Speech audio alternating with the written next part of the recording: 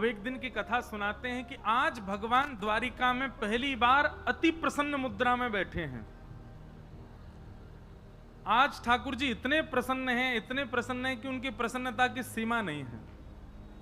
क्यों प्रसन्न हैं ठाकुर जी? तो कहते हैं इसलिए प्रसन्न है क्योंकि ठाकुर जी के मन में भाव आ रहा है कि मैं जिस कार्य के लिए पृथ्वी पर आया था वो कार्य हो गया, पूर्ण हो गया। आज हम और हमारे गुरुजी दोनों बैठे थे तो हिसाब लगा रहे थे कि ठाकुर जी ने कितने राक्षसों का वध किया। ध्यानपूर्वक सुनिएगा, भगवान ने कितने राक्षस मारे पृथ्वी पर आके। सबसे पहली राक्षसी मारी 6 दिन की आयु में। कितने दिन की आयु में? पूतना। और वहां से लेकर के 125 वर्ष की आयु तक ठाकुर जी धराधाम पर रहे। कितने राक्षस मारे? तो सबसे पहले तो जरासंध, जो कि मथुरा में जाने 17 बार चढ़ाई करी। 1,55,27,700 सैनिक उसके मारे राक्षस। कितने? 1,55,27,700 गिनती करी हूं। फिर महाभारत युद्ध में 16 अक्षौणी सेना थी। एक अक्षौणी सेना में 2,18,700 सैनिक होते हैं। तो उनके अनुसार महाभारत युद्ध में भगवान ने लगभग 40,000 लोगों का वध हुआ महाभारत युद्ध में। कुछ उसमें पांडव भी थे, पांडवों के सैनिक भी थे, कौरव तो सब रही थे। 1,55,27,700 जरासंध के, महाभारत युद्ध में 40 लाख। फिर भगवान के विवाह में रुक्मणी जी से जब विवाह हुआ तो 1 करोड़ सैनिक लेकर के आया था। कौन? शिशुपाल। उनको मारा। अपने विवाह में ही 1 करोड़ सब मारे राक्षस। फिर मथुरा पर एक यवन राजा ने चढ़ाई की थी, काल यवन जिसका नाम था। वो भी 1 करोड़ सेना लेकर के आया, भगवान ने उसको भी मारा। फिर एक पौंड्रक नाम का एक भैलूपिया था, भगवान की तरह शंख चक्र लेकर के खड़ा रहता था। वो कहता था मैं ही नारायण हूं, नकली हाथ पांव लगा करके। पौंड्रक नाम था उसका। उसकी लगभग 11 लाख सेना को भगवान ने मारा, उसको भी मारा। भौमासुर, जिसके यहां से 16,100 राजकुमारियों को लाके भगवान ने ब्याह किया, उसके 1 करोड़ सेना को मारा। और बाणासुर की 1 करोड़ सेना को मारा। इतने लोग ठाकुर जी ने मारे। अच्छा, एक बात है कि मन में भाव आता है कि इतने लोग ठाकुर जी ने मारे। इधर देखो, इधर देखो, इधर कोई ना आ रहा हो। अब यहां देखो,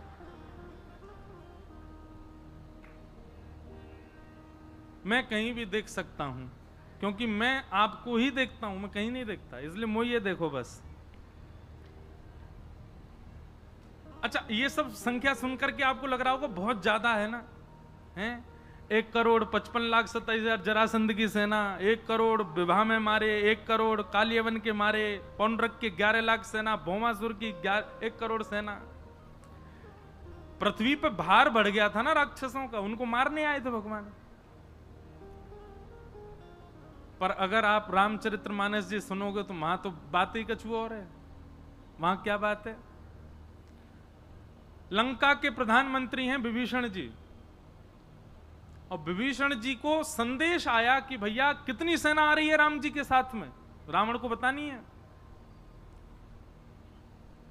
तो विभीषण जी के पास में संदेश आया कि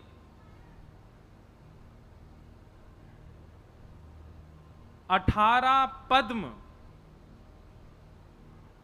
करोड़, खरब, करोड़, अरब, खरब, शंख आदि आवे ना। करोड़ 10 करोड़, खरब 10 खरब, अरब 10 अरब, फिर शंख 10 शंख, फिर वाके बाद एक और आवे कछु, फिर आवे पद्म। 18 पद्म तो केवल सेनापति हैं बानरों के। 18 पद्म तो केवल बानरों के एक एक मॉनिटर हैं। उनके पीछे बंदर कितने वो तो पता ही ना है। और वे सब के सब कैसे हैं? बोले एक बानर आया था लंका में, हनुमान, सबरे वही के समान बलवान है।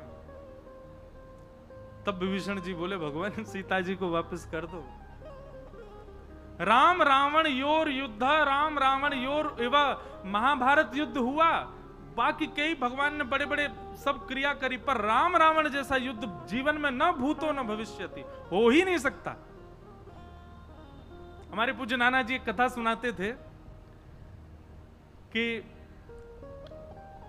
जब महाभारत युद्ध सुनिश्चित हुआ तो भगवान ने, युधिष्ठिर ने सबसे कहा कि भाई एक काम करो, हमारे जो मित्र राजा हैं उनसे सैन्य बल मांग करके लाओ और राजाओं से भी कहो वो भी हमें।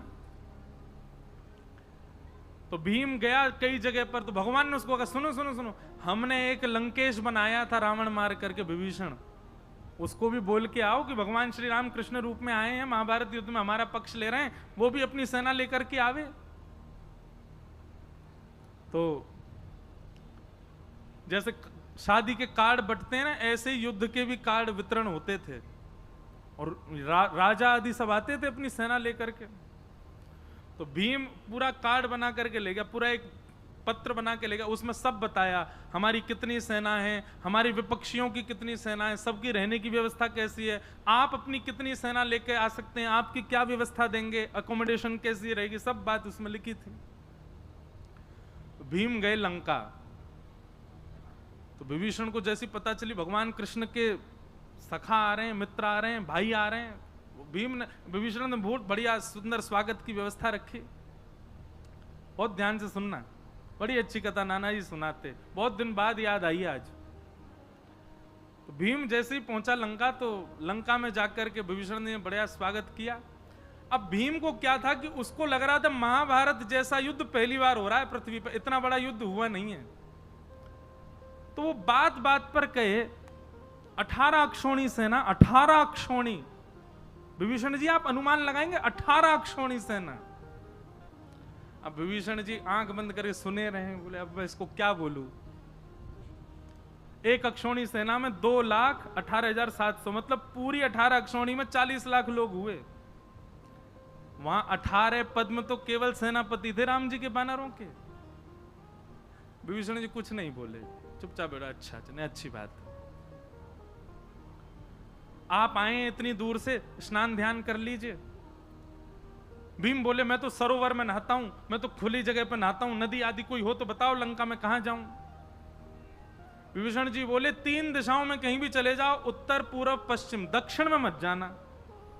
दक्षिण में एक सरोवर है, उसकी तरफ झांकना भी नहीं। भीम टेढ़ी नजर से बोला हमको चैलेंज, अब तो दक्षिण में ही जाऊंगा।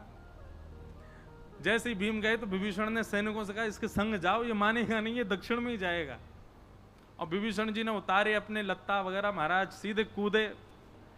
जैसे ही भीतर गए तो महाराज गुम अंधेरा, और भीतर तो गए, अब गहराई उसकी मिले नहीं, चलते चले गए, चलते चले गए, चलते चले गए, सांस टूटने लगी। अब सांस टूटी तो ऊपर आए तो देखा तो वो जगह ही नहीं मिल रही है, कहां से बाहर निकलना, पूरा बंद हो गया भीतर। विभीषण जी को पता चला कि नहीं माने, वहीं कूद गए। तो विभीषण ने गोताखोर भेजे, बोले ढूंढ के लाओ उनको। भीम साधारण नहीं है, 5 पांडव और पांडवों की सेना अकेली भोजन करती है, उतना भोजन अकेला भीम करता है। भीम सामान्य नहीं है भैया, ऊपर ज्यादा नहीं घूमो, सबको बोल दो। क्या बता रहा था मैं?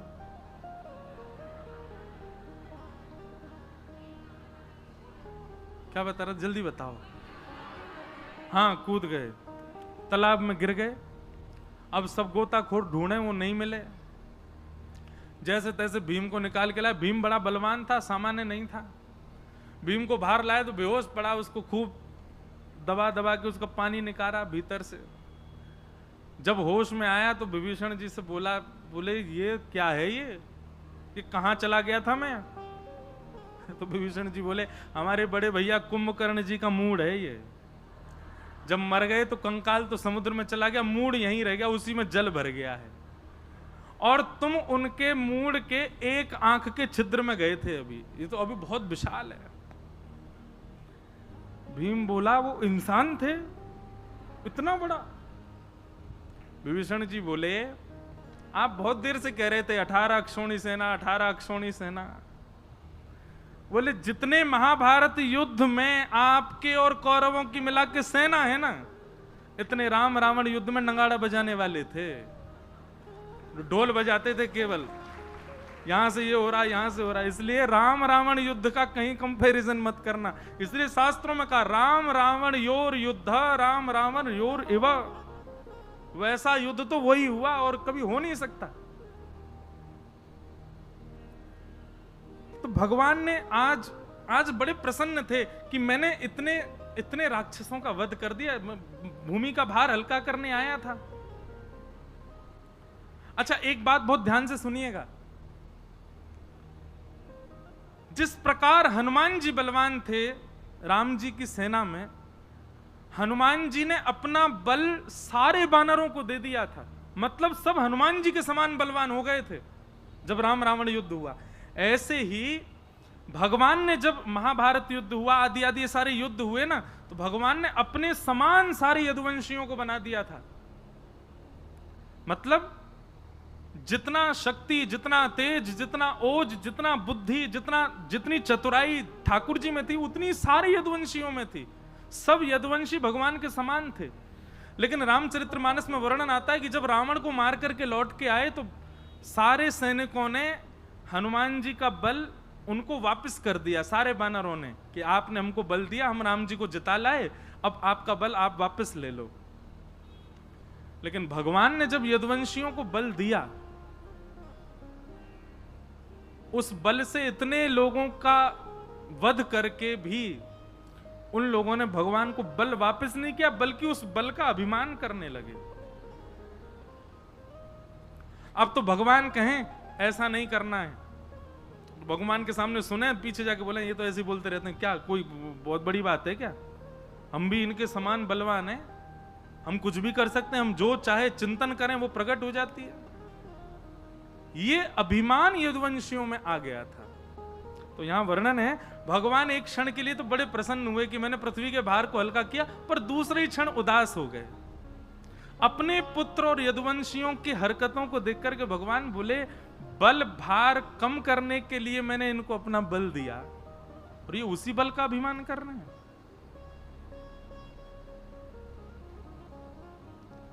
भगवान ने मन में विचार किया, अब की भाव से सबसे बड़ा बल यदि कोई है, सबसे बड़ा भार यदि पृथ्वी पर कोई है, तो वो यदुवंशी है। इनको पहले अब समाप्त करना पड़ेगा, और वो ब्राह्मणों के द्वारा ही हो सकता है। ठाकुर हमरे रमण बिहारी, हम हैं रमण बिहारी के। ठाकुर हमरे रमण बिहारी, हम हैं रमण बिहारी के। हे साधु सेवा धर्म हमारा, काम न दुनियादारी से। साधु सेवा धर्म हमारा, काम न दुनिया। परम सौभाग्य है हमारे आज इस कथा की पूर्णाहुति में परम पूजनीय प्रातस्मरणीय पूज्य रमन रीति वाले महाराज जी पूज्य पधारे हैं। हमारे ब्रज के नंद बाबा आए हैं। आप सब ब्रजवासिन की ओर से पूज्य महाराज जी को बारंबार वंदन भाव से सब लोग गाओ।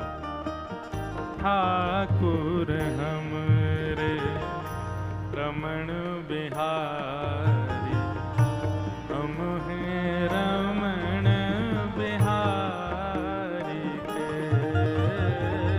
ठाकुर हमरे रमण बिहारी, हम हैं रमण बिहारी के। कोई भला कहे या बुरा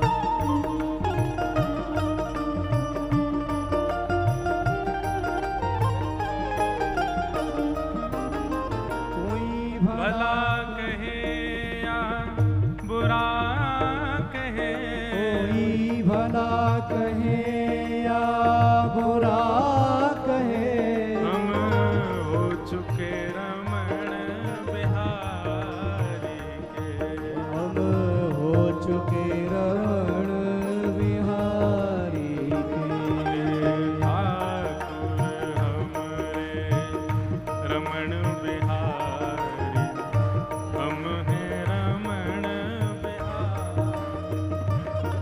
ओ ठाकुर हमरे रमण बिहारी, हम हे रमण बिहारी के।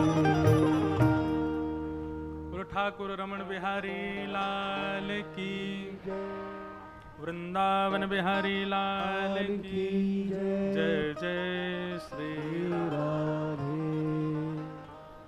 परम सौभाग्य आज परम पूजनीय प्रातः स्मरणीय जिनके दर्शन के काजे ब्रजवासी लालायित रहे, ऐसे हमारे पूज्य महाराज जी पधारे हैं। महाराज जी के श्री चरणन में बारंबार प्रणाम।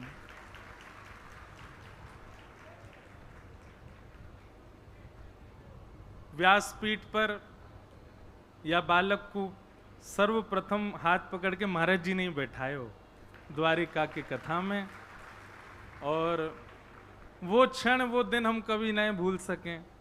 महाराज जी के कितने अनुग्रह हैं दास के ऊपर। पूज्य पिताजी महाराज तो आपको साक्षात पिता तुल्य ही आदर करें, वही भाव से दर्शन करें।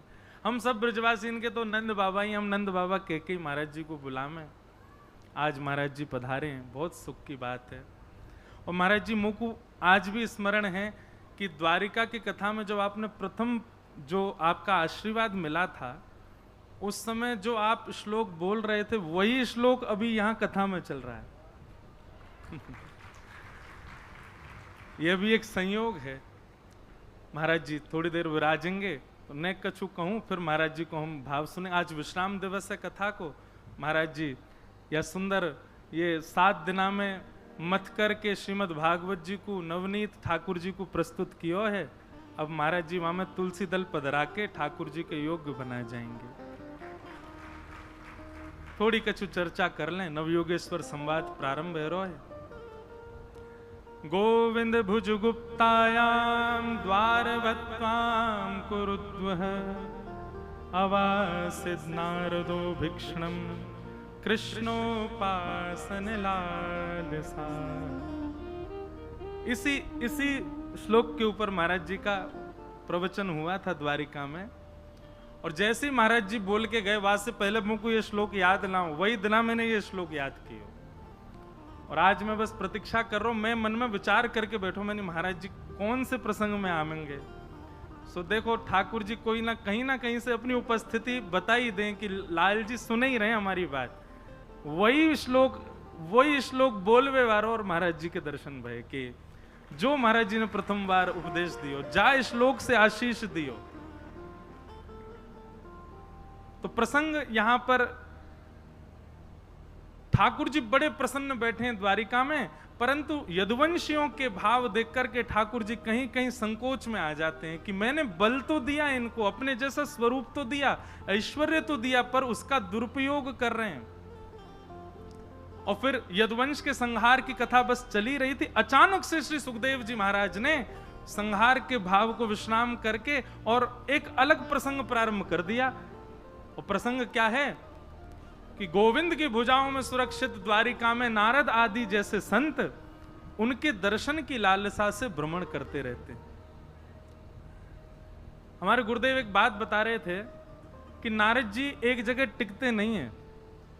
नारद जी भ्रमण की उनको आज्ञा है, वो भ्रमण करते ही रहते हैं। पर 2 जगह ऐसी देखी गई जहां नारद जी स्थिर हुए। एक तो जब सनकादि ऋषि उनको, सनक सनंदन सनातन सनत कुमार जब कथा सुना रहे हैं, तब नारद जी 7 दिन बैठ करके स्थिर भये। और या फिर नारद जी श्री द्वारिका में स्थिर हुए।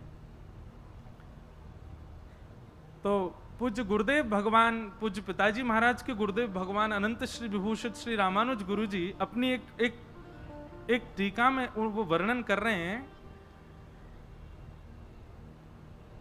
शाप, अभिशाप आदि आदि ये सब जो दोष हमारे ऊपर लगते हैं, ये दो जगह ही नष्ट होते हैं, या तो भगवत दर्शन में या भगवत कथा में। भगवत कथा में कोई शाप नहीं होता, भगवत कथा में कोई दोष नहीं होता। नारद जी महाराज कथा में बैठ गए स्थिर, जबकि नारद जी रुकते नहीं, विचरण करते रहते हैं। और या फिर द्वारिका में रुके क्योंकि कृष्ण दर्शन लालसा, और या फिर ऐसा कहो कि द्वारिका चिन्मय भूमि है, ब्रह्मा की बनाई भूमि नहीं है, इसलिए वहां पर वो शाप उनको नहीं लगा। तो नारद जी, बहुत सुंदर प्रसंग है, बहुत ध्यान से सुनिए, थोड़ा सा कह के फिर महाराज जी को आशीष सुनेंगे हम। नारद जी महाराज नित्य सुबह उठ करके द्वारिका में भ्रमण करते हैं, और केवल एक ही इच्छा रहती है, कहीं से भी द्वारिकाधीश हमको दिख जाएं। और जब कभी द्वारिकाधीश नहीं दिखते तो बहाने के मारे पहुंच जामे और द्वार पर जाके कहें भिक्षाम देही कछु भिक्षा दो, तो भिक्षा के रूप में कोई तो निकर के आयो, कहा पतो कहो दिन भिक्षा लेके ठाकुर जी आ जाएं। आज नारद जी जैसे ही पहुंचे तो श्री वसुदेव जी आए, और श्री वसुदेव जी ने नारद जी का दर्शन किया, तुरंत हाथ पकड़ करके भीतर लाए, आसन पर विराजमान किए और चरणों में प्रणाम करते हुए बोले भगवान, हम भले ही ठाकुर जी के पिता हैं, द्वारिकाधीश के पिता हैं, पूरी दुनिया आके प्रणाम करे, सब वंदन करें, देवता आकर के नतमस्तक हो में, पर हैं तो वो परमात्मा, ये हमें पता है, पर इसका मूल भाव चित्त में अभी विराजमान नहीं हुआ है। आप कृपा करके मुझे भागवत धर्म का कुछ उपदेश सुनाइए। और यही नारद जी महाराज नवयोगेश्वर संवाद सुनाते। श्रीमद् भागवत का अत्यंत अद्भुत संवाद है नवयोगेश्वर संवाद। राजा निमि को 9 योगेश्वर जो भाव बता रहे हैं, वही भाव यहां पर नारद जी महाराज वसुदेव जी को सुना रहे हैं। ये वै भगवता प्रोक्ता उपाया यात्मलब्धये अंजः पुंसाम विदुषाम वृद्धि भागवतान हितान। बहुत ध्यान पूर्वक सुनिएगा। एक प्रकार से यह उपदेश सुन के फिर हम कथा के विश्राम की ओर ही चलेंगे, तो याकू ने थोड़ा विस्तृत रूप से सुने।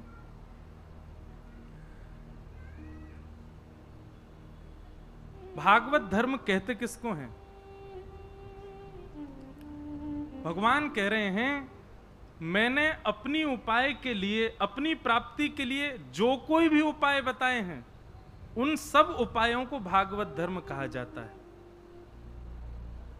जितने भी उपाय हमारे संत जन बतामें, शास्त्रज्ञ बतामें, कथा वक्ता बतामें भगवत प्राप्ति के लिए, वे सब भागवत धर्म हैं।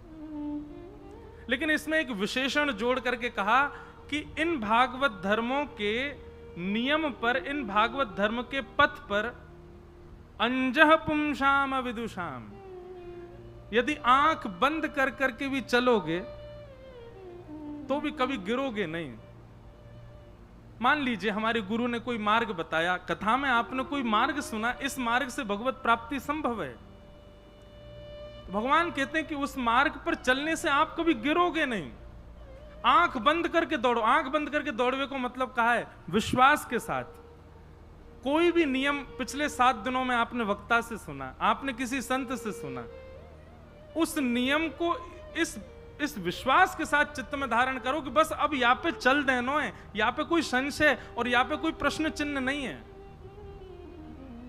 भगवान कहते हैं आप कभी नहीं गिरोगे, बस करने लग जाओ उस क्रिया को। क्यों?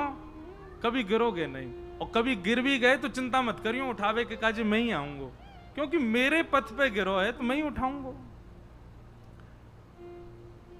हमारे सरकार ने कितनी बड़ी बढ़िया रोड बनाए हैं, पर आजकल आधुनिक एक्सप्रेसवे बन रहे हैं, तो हर एक्सप्रेसवे की पुलिस अलग है, वहां के एक्सप्रेसवे के मेडिकेशंस वाले अलग हैं। उस पर किसी भी प्रकार की कोई भी कमी आती है, गाड़ी पंचर हो जाए, गाड़ी खराब हो जाए, कोई दुर्घटना हो जाए, तो वहीं के लोग आते हैं, तुरंत आकर के व्यवस्थित आपको हॉस्पिटल ले जाएंगे, जो भी व्यवस्था करनी है वो करेंगे। गाड़ी खराब हो गई तो उनकी जिम्मेवारी, वो ठीक करेंगे। ठीक ठाकुर जी मानो वही प्रकार से कह रहे हैं, जो एक बार भागवत धर्म रूपी या एक्सप्रेस वे पर चलन लगे, विश्वास पूर्वक चलन लगे, वो कभी गिरेगा नहीं। पहले तो भगवान ने यही आश्वासन दिया कि आप गिरोगे नहीं, और कहीं कदापि कोई आपको लगी कि आप पथ से नेकच्युत भय हो, तो बिल्कुल चिंता मत करियो, उठावे के काजे मैं ही आऊंगा, मैं ही संभालूंगा। ये भागवत धर्म।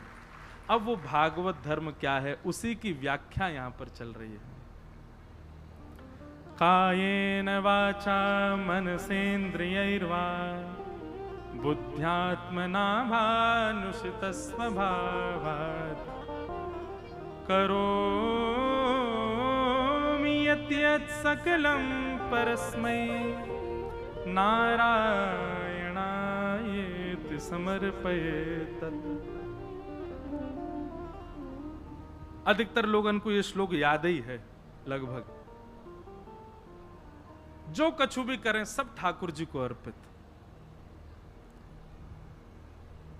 या फिर दूसरा उपाय बताया, खंबायु अग्निम शलिलम महिम च ज्योतिम से सत्वानि दृशो द्रुमादीन सरित समुद्रांश हरे शरीरम यत्किंच भूतम प्रणमेत अनन्यम। नेत्रों के आगे दिखने वाली हर वस्तु में भगवत बुद्धि रखो, सबको प्रणाम करो। और सबके प्रति यदि भगवत बुद्धि न भी रख सकें, जय जय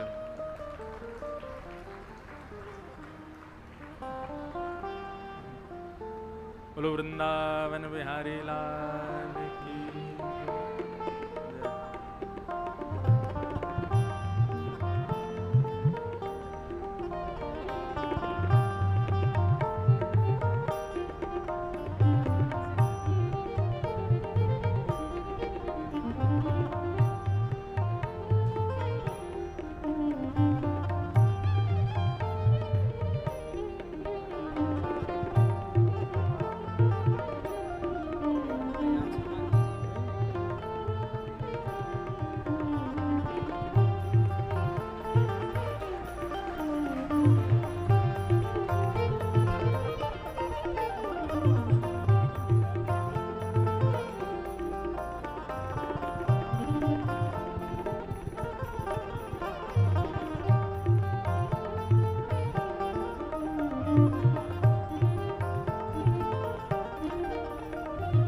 परम आनंद की बात है, पूज्य महाराज जी तो विराज ही रहे हैं, साथ ही हमारे वृंदावन से ठाकुर जी के मंगल यश को देश विदेशों में जन जन तक पहुंचा रहे हैं।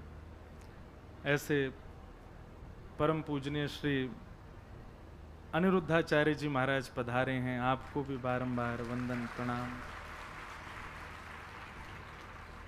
तो इस प्रकार भागवत धर्म के कुछ भाव बताए हैं।